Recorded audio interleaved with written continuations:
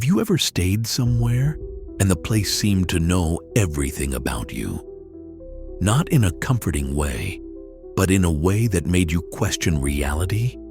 Here's my story. It started when I moved into an old apartment downtown. Nothing special, except the moment I stepped inside, I had the strange feeling that the walls were watching. Small things started happening. At first, I ignored them, until one night, at exactly 3:03 a.m., I woke to the sound of footsteps, slow, deliberate, in the hallway. My heart raced, but I live alone. The next morning, I found my shoes moved to a different corner of the room. Not drastically, just subtly. But it happened again the following night, and then the next.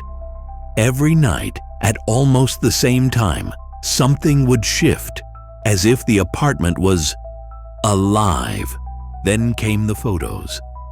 Hidden behind the heater, there were dozens of old photographs. People I didn't recognize. But one stood out, a figure that looked exactly like me, standing in the same apartment, decades before I was born.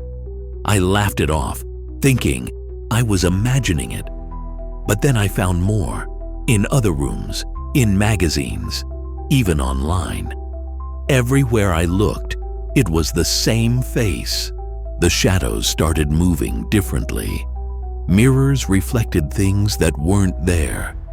Doors would creak open as I approached. Objects would subtly shift. It was like the apartment was responding to me. Psychologists might call it a mix of sleep deprivation and pattern recognition, but I felt like I was living inside someone else's memory.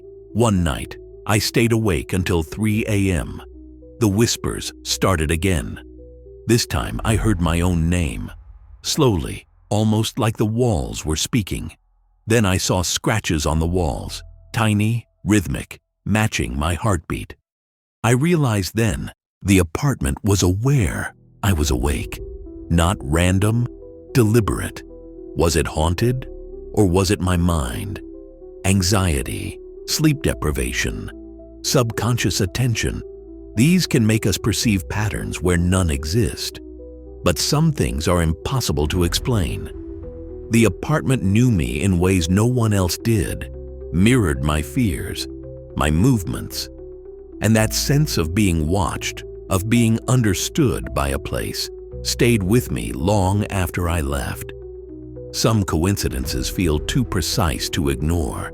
Have you ever felt a place knew you? Share your experience in the comments, and subscribe for more stories where psychology and reality blur in ways you won't believe.